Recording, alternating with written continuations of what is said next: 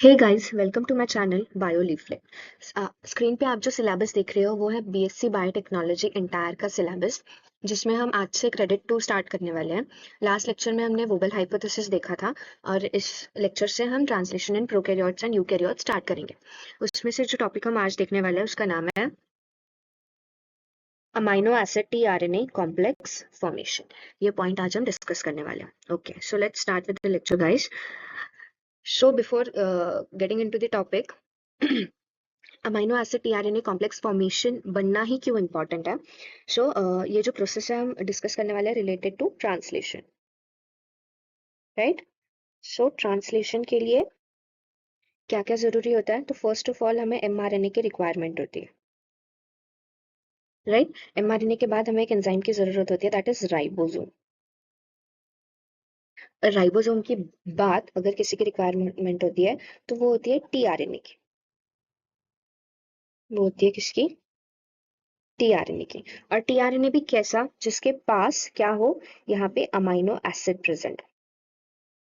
ऐसे टीआरएनए की हमें रिक्वायरमेंट होती है। ओके, सो ट्रांसलेशन के लिए क्या क्या चाहिए? एमआरएनए चाहिए, राइबोसोम चाहिए, और ऐसा टीआरएनए चाहिए जिसके अमीनो एसिड एक्सेप्टर आर्म पर अमाइनो एसिड प्रेजेंट हो। For example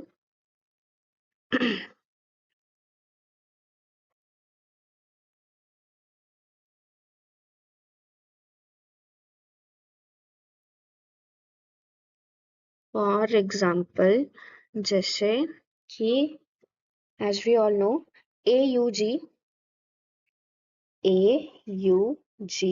will code for methionine, right?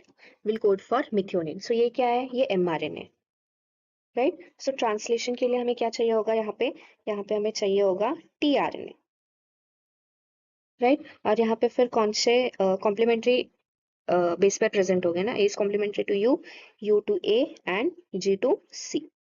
और इस tRNA पे यहाँ पे क्या प्रेजेंट होगा? यहाँ पे एक अमाइनो एसिड प्रेजेंट होगा, that is methionine.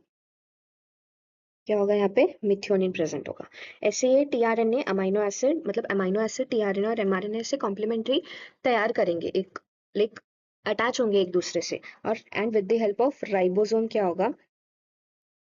With the help of ribosome अब ये टीआरएनए का एंटीकोडॉन जो यूएसी है वो रिकॉग्नाइज करेगा एमआरएनए के एयूजी को, और जो मिथियोनिन यहाँ जो प्रेजेंट है टीआरएनए पे वो कोड हो जाएगा मिथियोनिन में।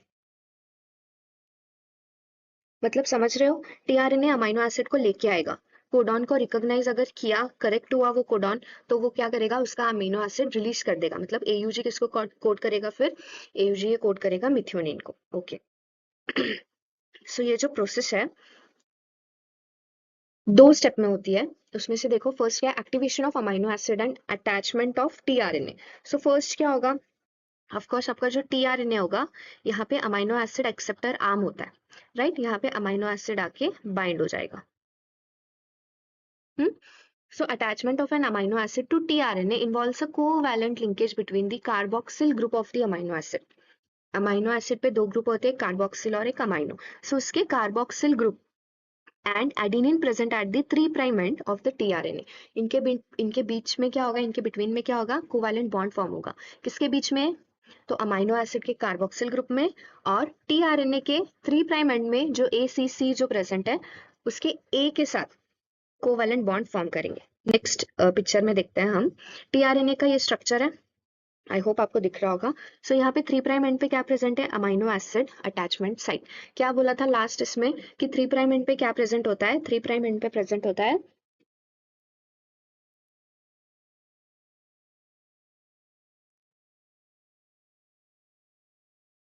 प्राइम एंड पे यहाँ पे क्या प्रेजेंट होगा? ACC, right. और किसके बीच में कोवेलेंट बॉन्ड फॉर्म होगा? सो एडेनिन के बीच में, और यहाँ जो अमाइनो एसिड होगा उसके कार्बोक्सिल ग्रुप में, और 3' के एडेनिन के बीच में यहाँ पे क्या प्रेजेंट होगा? कोवेलेंट बॉन्ड फॉर्म होगा, राइट। तो ये होता है दो स्टेप में। This process is catalyzed by an enzyme called amino acyl tRNA synthetase और amino acyl tRNA ligase. ये प्रोसेस कौन करता है कि tRNA को अमाइनो एसिड को बाइंड करना है, तो ये कौन करता है, तो अमाइनो acyl tRNA synthetase भी बोला जाता है उसको और अमाइनो acyl tRNA ligase भी बोला जाता है.